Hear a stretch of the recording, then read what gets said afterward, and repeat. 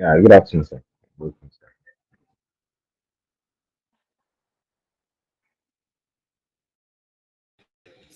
Hello, good evening. Actually, Yeah, good evening, sir. You okay, just like few minutes so that you can join. no worries.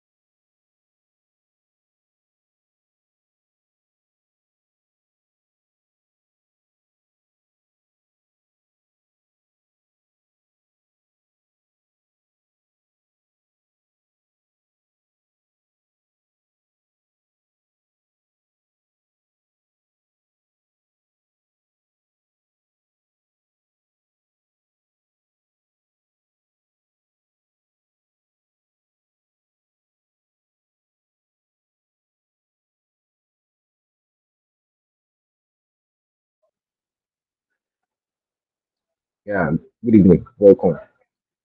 Just want to wait for others to join. We are going to start. Nice.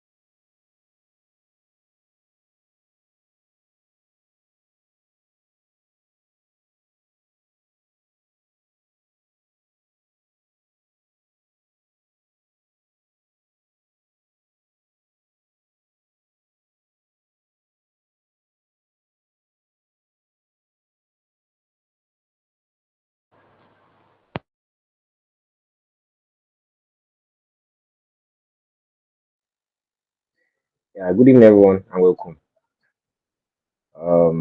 Yeah, so I'm going to get started now. Yeah, good evening, everyone, and welcome to our monthly webinar. And I hope we are all doing fine. So, our webinar today is all about AI. As we all know, AI has actually taken over everything. Since yeah, I'm very sure you all use all these AI tools. You all use ChatGPT, you use Copilot, and other AI stuff like that.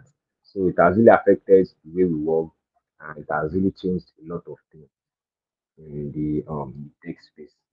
So, and that's why we have this webinar so that our speaker is going to shed more light on how we can actually make good use of it. So what we have been hearing is that AI is going to take a lot of jobs and also replace them with new ones. So the ways in which we can make use of this and then we can um, get the best out of it. And also the opportunities that we have right now that we can explore. So it's also going to speak to us about everything. So I'm going to start by introducing our speaker to us. I'm very sure some of us we know him already, while some probably we don't know him.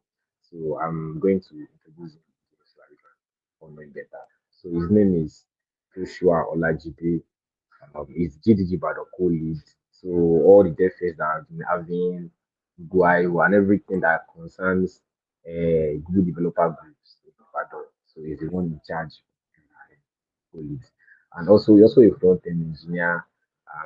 The speaker has actually worked in lots of industries, so he's someone that is very, very experienced, has worked different companies, Flutterwave and some other ones. So he knows about what we're talking about very well. So I want us to like welcome him so that he can start today's webinar. So I'm very sure we all have like one or two questions that we want to ask us. So at the end of the webinar, towards the end, we're also going to have a Q&A where people can ask any question they want to ask or if they have any other thing that you want to. So you can all ask all those questions towards the end. So yeah. So the floor is now yours. Yeah, go ahead, sir. You can now start. Thank you so much for the warm welcome. Um, all the accolades. I mean, thank you. Um, and it's nice to be here with everybody on the call. I can see Ogundele Idris, Mubarak Tijani, Usman Akinyemi, Malik Code. Nice. Emmanuel, I can say everyone on the call, and basically, we are all going to be learning together. I mean, that's like why we're here, and I think that's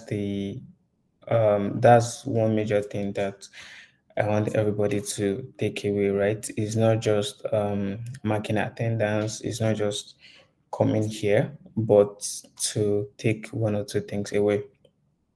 And this is not going to be like the conventional webinar, right? Like, I don't want to be the only one just talking and talking, right? I want it to be an interactive section, right? If you don't want to probably unmute yourself, I mean, you can use the chat box, right? And just probably just add to it and all of that and use that to interact. All right.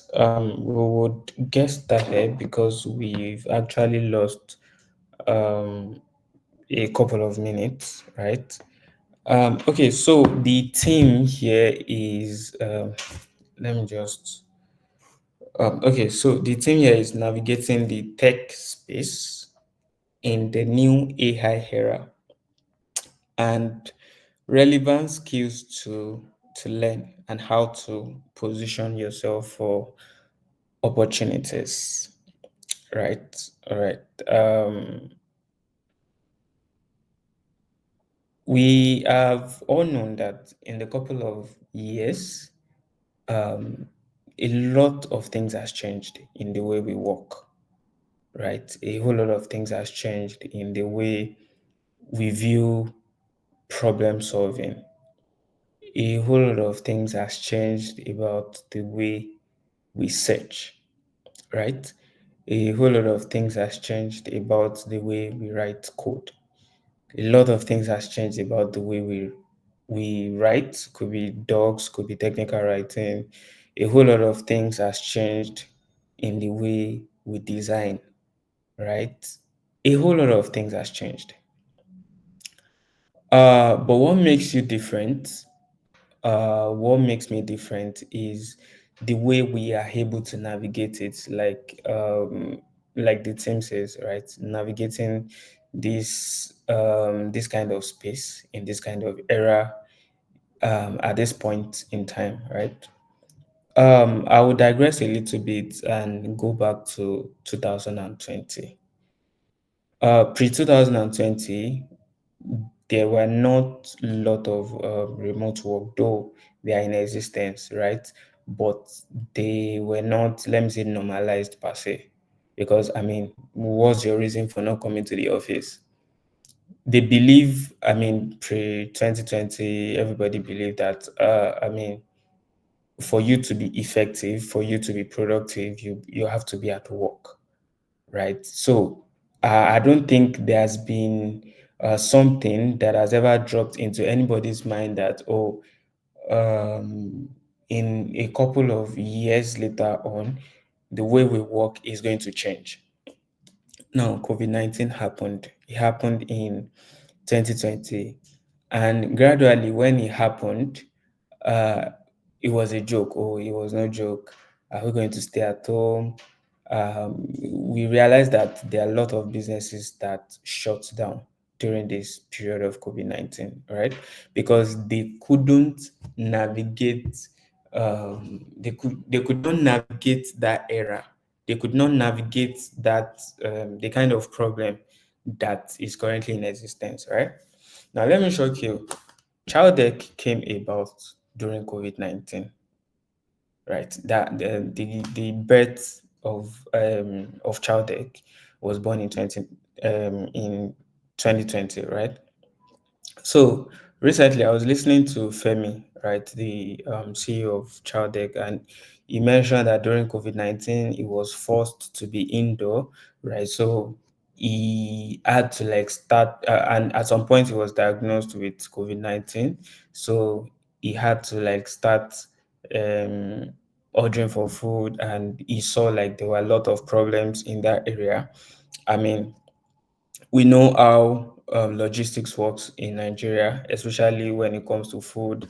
Many a times you order for food, there's not even trust, right? And all of that. And he saw a gap at that point in time and he decided that, oh, I am going to solve it. Now, some um during 2020 COVID-19, some company we saw the death of some companies where we saw the birth of other companies. And what makes it different is how they were able to navigate it, right? For the death that we saw and for the birth that we saw. Now, I'm done with digressing. Let me come back. So, how do we navigate the era of this? What's it called now? How do we navigate the era of in quotes, AI. AI is everywhere. Oh, before you say anything, AI. You want to submit job application, AI, this and that, and a lot of people will lose their job. There will be death of jobs, and there will be birth of jobs, right? Like the convener mentioned earlier, he said, there have been a whole lot of sayings out there that, oh, AI is coming for your job. Yes, there have been a whole lot of saying AI is coming for your job, AI is this, AI is that, you know, and many are just confused, right? Many are just confused that, oh, how should I proceed? Or should I just, give up entirely and all of that, right? But what will make you different, what will make me different in this era is how we are able to navigate it. That's just the only difference, right? Are we going to allow AI to take our job? Or no, let me not put it that way. Let me put it like this. Are we going to allow AI to be a threat to us? Or are we going to allow it to be a co-pilot? Right. Rather than saying, let me use a very common this thing as an example, maybe ChatGPT, for example. Rather than saying it as a threat, why not see it as a body that you can work with, right? That you can solve problem faster with it and all of that. Now, let me shock you. AI is not coming for your job, but AI will only come for your job if you are not willing to navigate this era very well, right? A web developer in 1990 is totally different from a web developer. Oh, sorry, I was muted. It's totally different from a web developer in 2024, right? Imagine I started learning web development in probably early 2000s. Let's say maybe 2000, where it's very prominent that we have HTML, CSS. Even at that point, JavaScript was not like really a thing at that point in time. The major thing was just HTML, CSS. You use a little bit of JavaScript, and there's PHP, right? There's WordPress and all of those things, right? So now imagine saying, oh, we started having new tools coming out. For example, there was introduction of jQuery. It came out as a JavaScript library. We have JavaScript itself. We have a whole lot of libraries coming out that was built on the web, right? We have WebGL. We have a whole lot of tools out there. So now imagine me saying, because I started learning web in the early 2000s, I'm not going to improve myself. Or when I started out as a designer, I'm very, very familiar with CorelDRAW. I know how to use CorelDRAW very well. But the introduction of Photoshop, Adobe Illustrator, especially now Figma, no, no, no, no. I'm not going to interact with those tools. It means the tools are not actually getting your job, but you were not able to navigate the changes that comes with it, right? When Google came, Google changed the way um, we see the web. Google changed the way you can search the web, right? Now, when AI came, imagine Google saying, "Oh, it doesn't matter." I'm sorry, not when AI came. ChatGPT. AI has been in existence for long, right? When ChatGPT came, like the go-to tool that people use to search for things is like ChatGPT. We see that Google did not, even though Google controlled like a larger part of the web, a larger part of search, they did not hold on to that. Immediately, they introduced Gemini, right? Gemini, that you can go there, do your stuff, and all of that. Now, Google recently did something impressive. If you go to Google and you search for anything, the first result that you're going to see is a Gemini response, right? Which means they've even gone take it beyond they've taken it beyond just going to Gemini itself and search. You can access Gemini through Google. So there's no way you're like escaping it. So they found a way to integrate these tools right into their system. So in essence, what I'm saying is the only way to survive this era that we are is not to see the introduction of new tools, irrespective whether AI, whether whatever, if it's in your field, probably a new tool was introduced. The best way to navigate it is not to see it as a threat, but to see it as a way to advance yourself in terms of knowledge. That's why everybody on this call needs to note that you have to be a lifelong learner, right? Whether you had a year experience, 2 year experience, 3 year, is not what's it called? What's the word now? Is not a sprint, right? Is sprint the correct word? It's not like a race that like an 100-meter race that you say, when I get to this point, I've gotten to the peak of, oh, I'm no longer learning, I'm done learning, I'm like the boss of it all. No, you have to be a lifelong learner. You have to be open to learning every day. And it has now come to our note that in this AI era, you don't have to limit your learning to every day. Because if you slack by an hour, there are a lot of things that you've probably find yourself not have known and you are behind. Another thing I would like to mention is also have an open mindset, right? I'm just speaking this randomly. Have an open mindset, right? Embrace whatever comes, which is quite similar to being a lifelong learner. Embrace whatever comes your way. Be open to learning, right? So, for example, um, AI has introduced a whole lot of job opportunities, right? So let me give an example.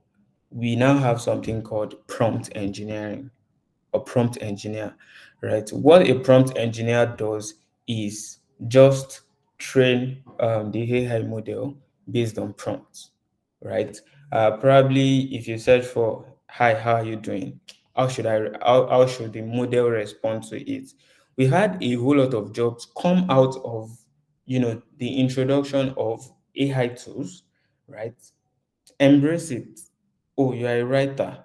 You can actually be a prompt engineer as well. There's nothing technical about it. You can be a prompt engineer that you just learn how to write the right prompt to get the correct response. For example, if you are probably working with Gemini or you are working with Cursor, you are working with ChatGPT, right?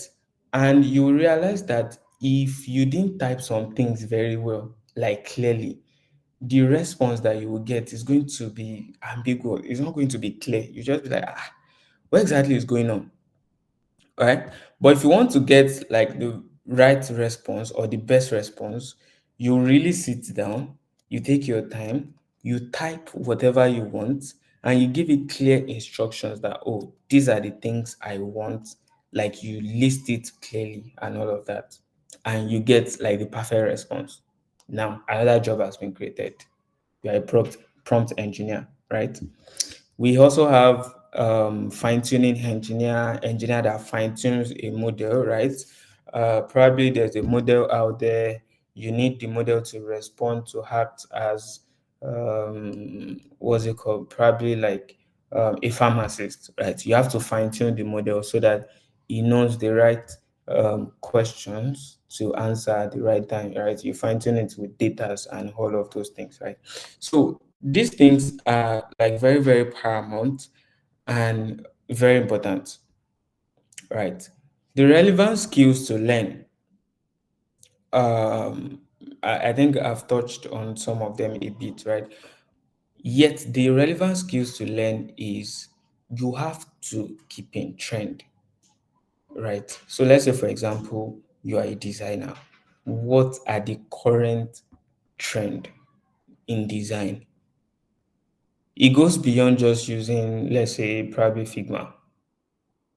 There could be ways that you are not positioning yourself, that you're supposed to position yourself, that you're not positioning yourself.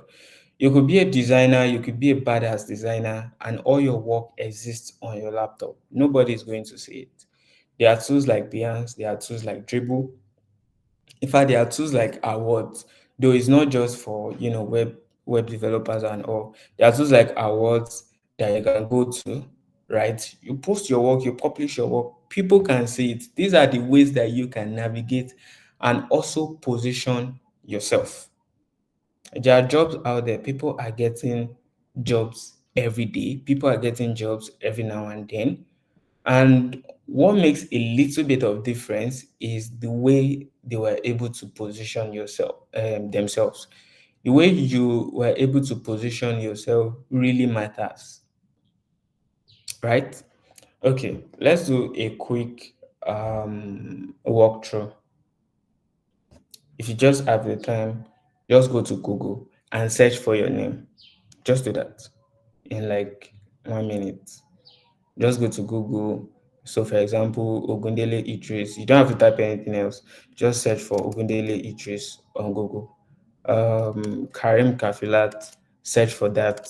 Adewale Emmanuel, search for your name on Google. And you will be surprised at the results. So I think that would actually answer your question if you are positioning yourself or if you are not positioning yourself. If you search your name and it is hard to see your name at the top very five list of the charts of like the search results, then there might be a problem in terms of how you position yourself. If a potential what's it called employer is probably you're networking yourself. Oh, this is what I do this. I'm a software engineer, I'm a designer, I'm a mobile engineer, I'm a cloud architect and all of those things, right? I'm an AI engineer and all of those things. If they try to search for your portfolio, will they see something tangible about you, right? So these questions, they are very, very, very, very, very important for you to answer. These are like questions that only you can answer. Now, how do you position yourself? There are a lot of ways to position yourself.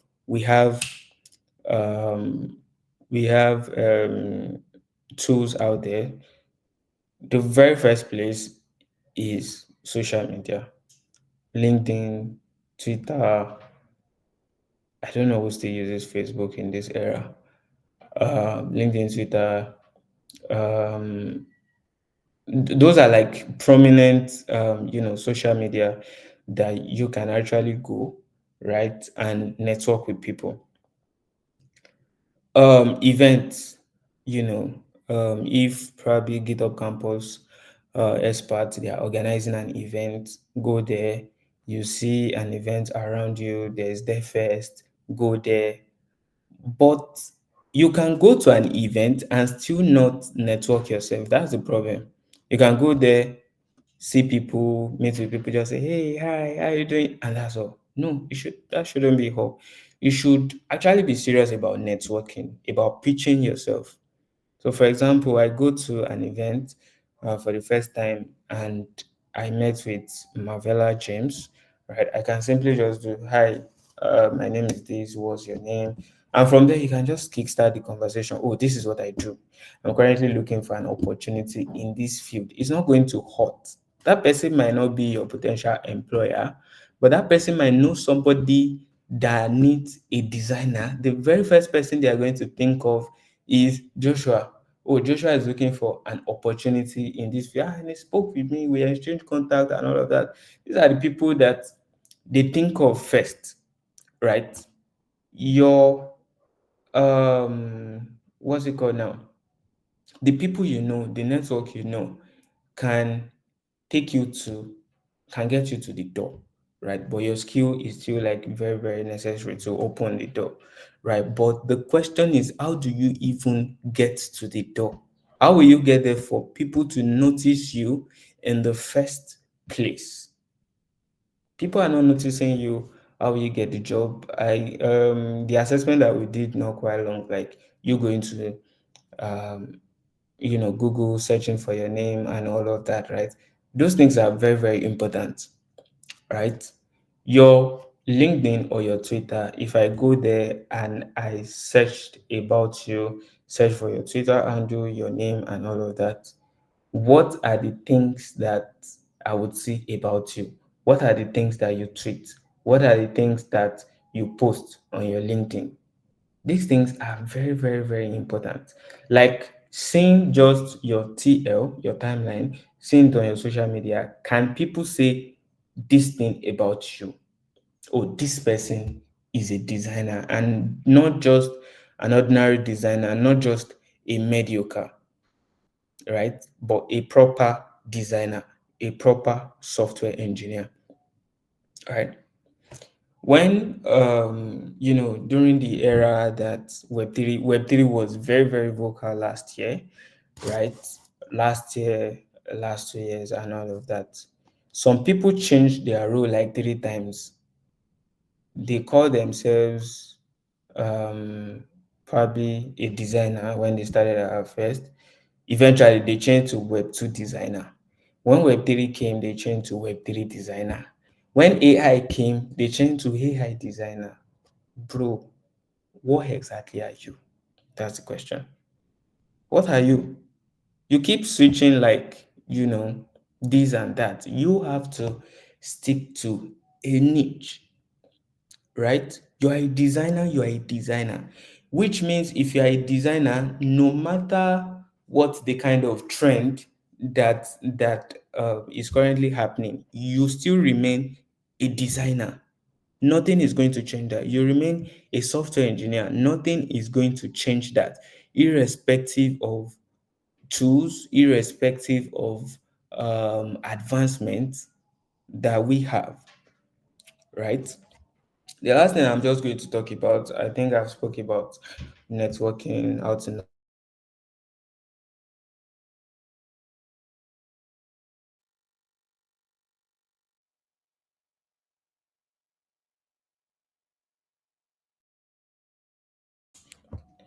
Sorry, can everybody hear me? You can just do a Yeah, thumbs up if okay, thanks. Yes. Thank you. All right. So the last thing, like I mentioned, I'm going to talk about because our time is fast spent is quality, right? Are you a quality person in terms of your niche, right? Are you, let's say you're a designer, you say you are done with a particular screen. Is it a quality work? You're a software engineer. The code you are pushing, is it a quality code? Is it not just like a random, I'm sure I'm done with the work? Are you going beyond what your product manager is giving you, right? Or your product manager is telling you trash and you know that it's trash, but because you are just working for working sake, you keep pushing it out there, right? You are using AI, you are not using it effectively. AI gave you like a buzzword.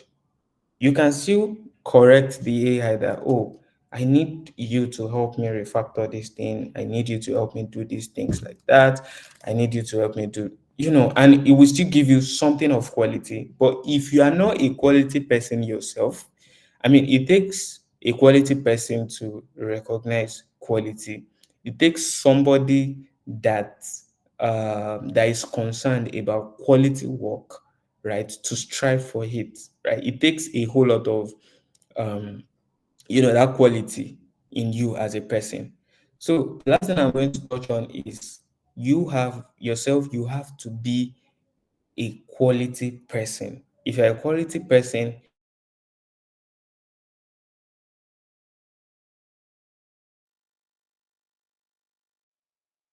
to understand this era that we have. It's going to be easy for you to navigate the era of AI. It's going to be easy for you to navigate the era of whatever is coming next. 2025 is around the corner. We don't know what is coming next, right? Even this AI that everybody is talking about, you personally, if you're a software engineer, how many products have you built around AI?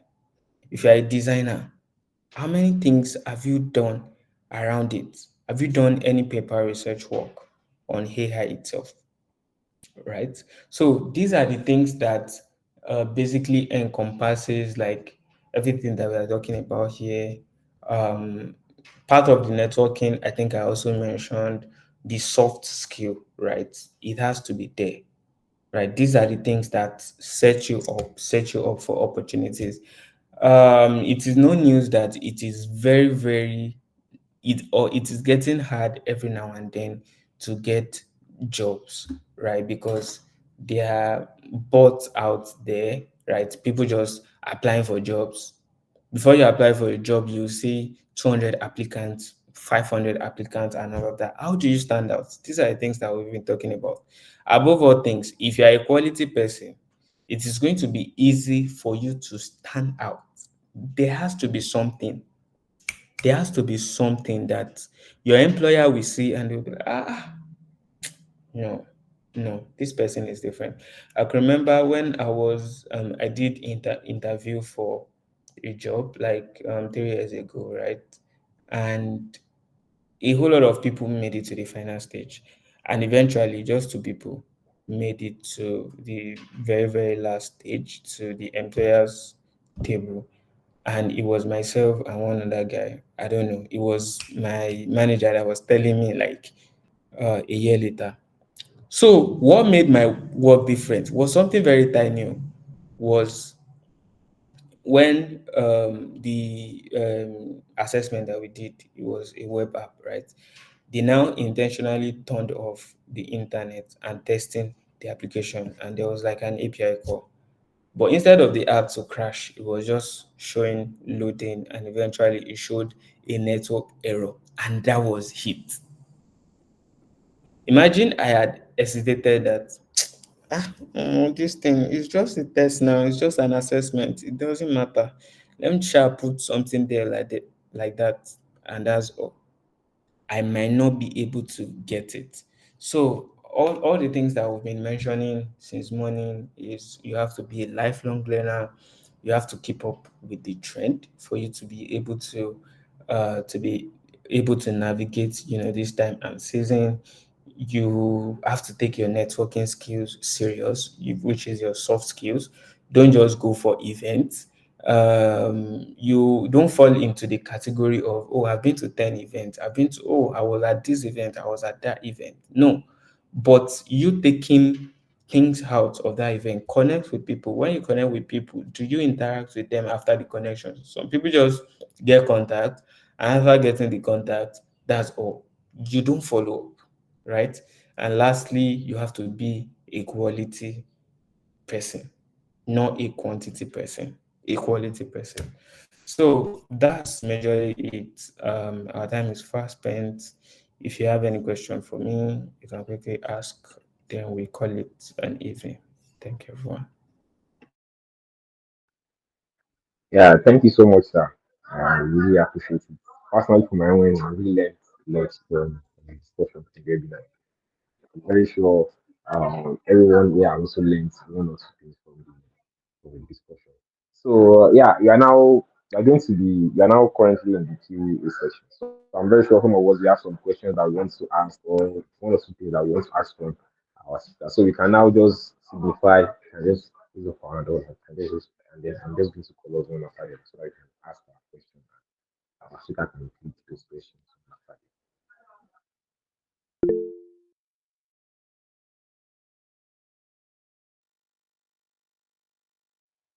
the other. Yeah. Oluwatobiloba, yeah, you can unmute yourself and ask your question. Um, all right. Thank you so much for that wonderful teaching. I really appreciate it. I've been able to gain one or two things, and I want to ask a question that is bothering me. Is how can we measure based on your third point, right? That you said we have to be a quality person and not just quantity. So, is there a way we can actually measure that to see if we are actually on point, and for us not just assume, right, that we are quality based on two projects? Is there a way we can actually measure that? Mm. Awesome. Awesome. Thank you so much for that question. Very quality question, right? So is there a way to measure? Yes. First off is the way you benchmark your work, right? For example, whatever field you are, who are the people that you are looking up to in terms of the kind of work they put out there, right? So, and as time goes on, are you benchmarking your work with these people? Oh, I want to attain like this person. Oh, I want to be able to produce something as, as quality as what these people. So it depends. So the first thing is it depends on the kind of people that you look up to. If you look up to people that are not quality people, definitely you can't be a quality person yourself, right? It takes for you to recognize people that are quality people for you to uh be a quality person, or for you to work towards being a quality person, right? How do you measure, and you're not just assuming that that you are probably the best out there. So let me just use a niche for example. Let's say you are a software engineer, and the code that you push, the code that you write, you assume that this is the best code in the world, and you've not seen anybody's code. You don't read people's code, right? You don't ask people to help you review your code and all of those things. You have not gotten there. How you measure it is when you benchmark your work against other people's work, right? And you see that, oh, these things that I'm doing is actually a top work, a quality work.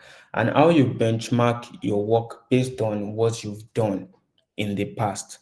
For example, you might have written a code, or you might have done a design for like the past 2 or 3 years. You going back to probably your GitHub and seeing it, and you're just smiling that, oh, was it me that wrote this code, right? For you to have laughed, it means you are now a quality person, or you might not have gotten there, you've improved compared to the kind of work that you do in the last couple of years. So let's imagine you want to work on a project now, and the project that you refer to are the projects that you've worked on 5 years ago, 4 years ago. That, oh, these are the best work, this is the best code out there, right? It means you are not a quality person. I could remember back in those days, right?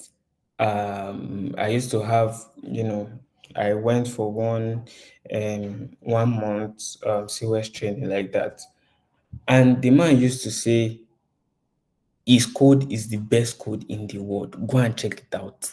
Like, go and check it anywhere in the world. His code is the best. I'll not keep wondering that what exactly is going on. It will tell you that don't go to YouTube, don't go to Google to search for anything. Whatever it tells you is like the right thing, right? So it was eventually that I realized that this person is not a top quality person, right? If you're a quality person, you keep looking for loopholes in whatever you do.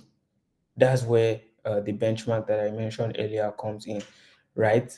Oh, this person did it this way. Have I done it that way before? Oh, I did this last week like this. Is there a way I can improve it? Is there a way um is there a way I can be better at this? Right?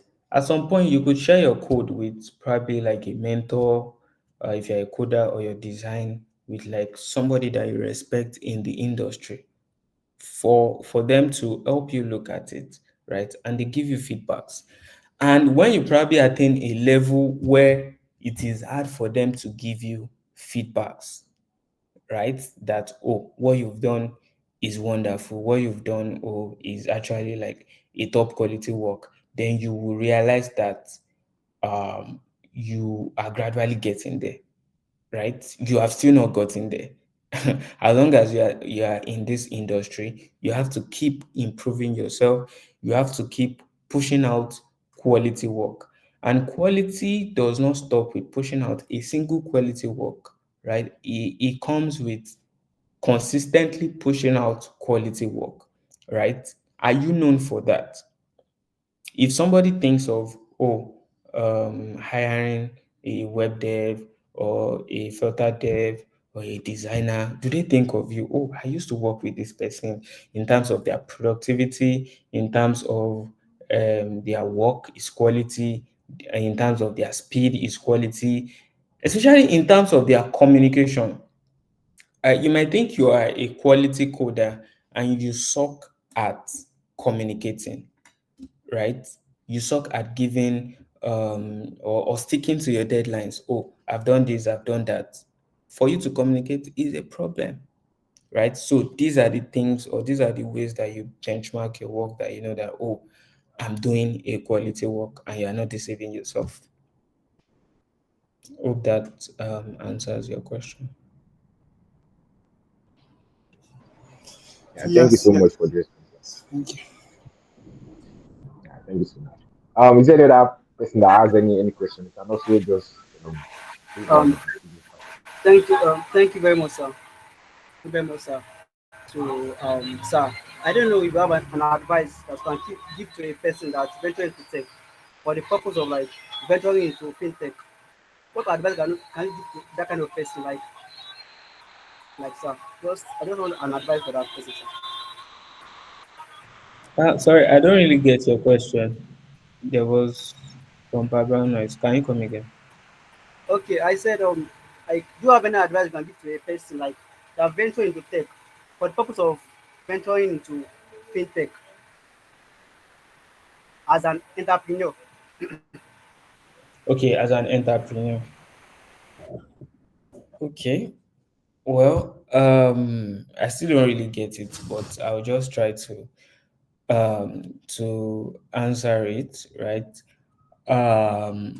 Venturing into tech, if I get you correctly, what you mean is someone that gets into tech and they want to niche down on something, right?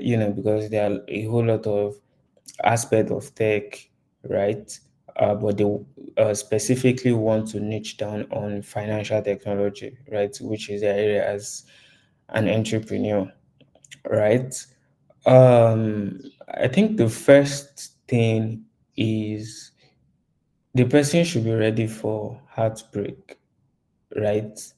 A whole lot of heartbreaks, right? And it's majorly because I have worked in fintech. I still currently work in fintech, and my guy here that I'm saying to Oluwatobi, he works in fintech too, right? Specifically, is currently at Flutterwave, right? So it takes a whole lot of wit for you to be in fintech. First off, you have to be ready to lose money.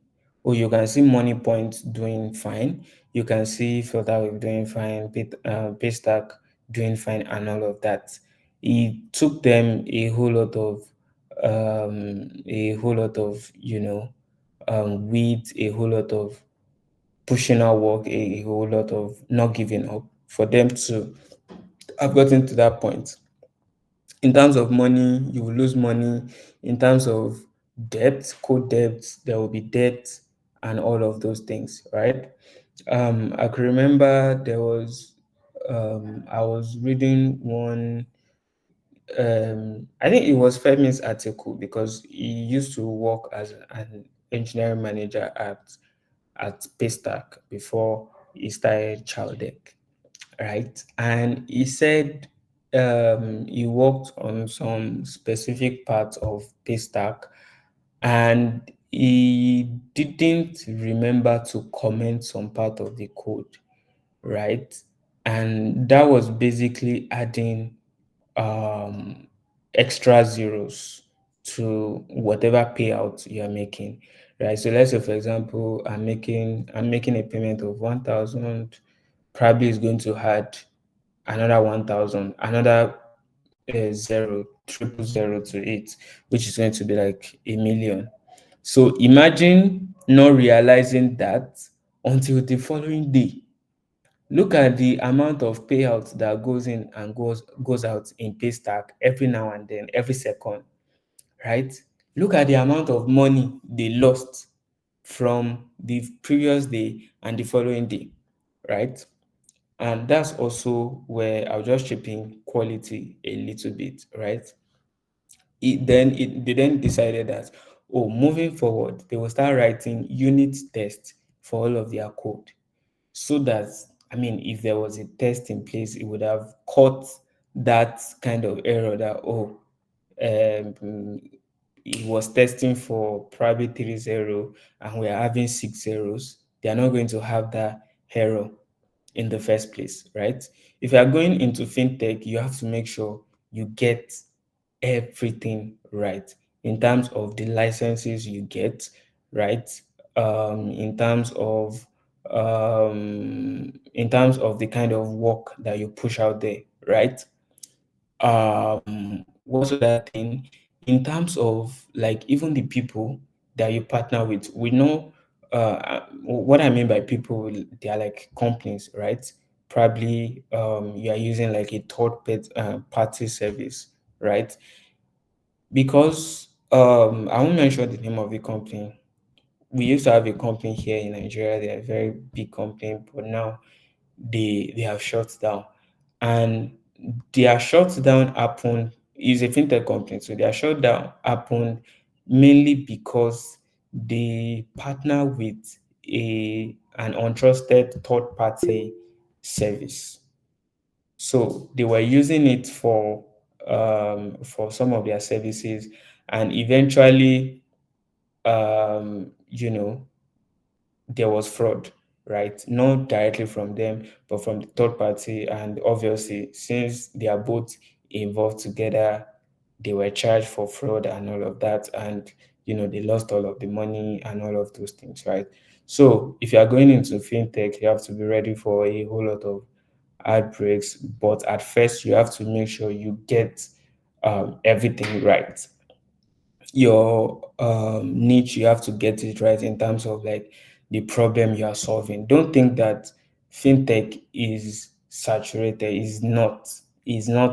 We still need like a whole lot of fintechs here in the country.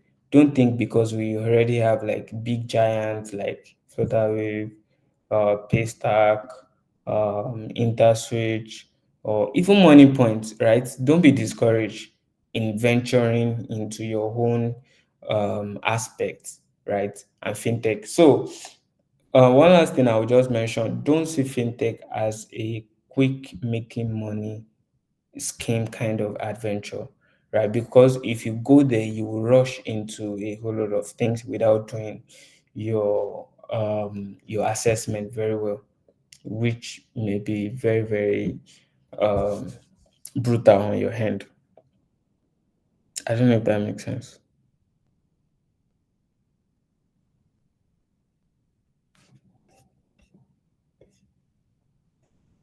Yes, sir. All Thank you right. so much, sir, for responding. Yeah, thank you so much. Do we still have any other question, or we are done? Or Thank you, sir. shall we I have to, sir. so that we can round up? Any other one? So I think we don't have any questions. Thanks for today. Thank you so much, our speaker, for coming. Really appreciate it. Sir, I don't Especially know. with Oh, like, sir, I don't know. I got your number some years ago, but I've lost it. I don't know if you can get it back, sir.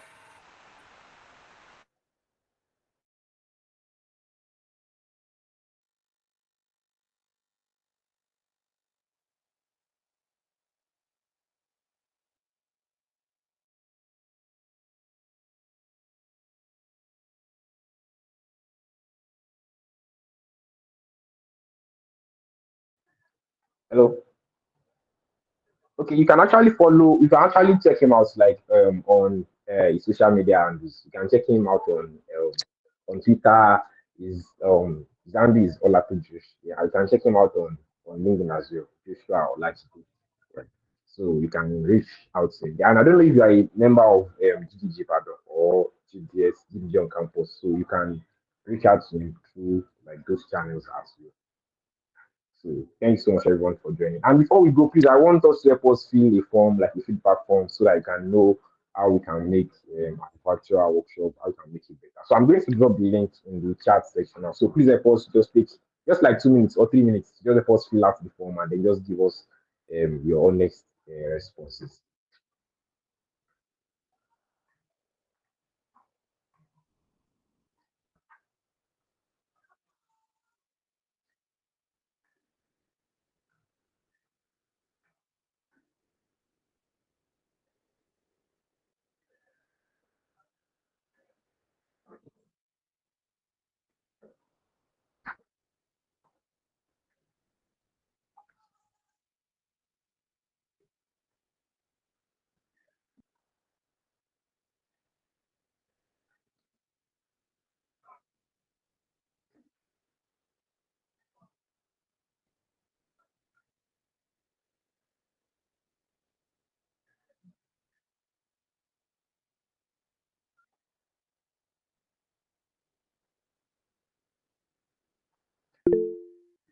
Yeah, so I just send the link to the chat section. Please help us just fill it within 1 or 2 minutes.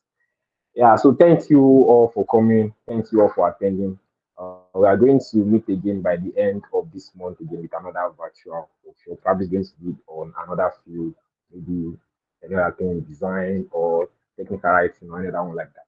So we are actually supposed to have this last month, but because of some of our activities, we were unable to have it. So that was why we moved it to this month. So we're going to be having another one by the end of this month by God's grace. So please help us just take out your time to just quickly fill in that form.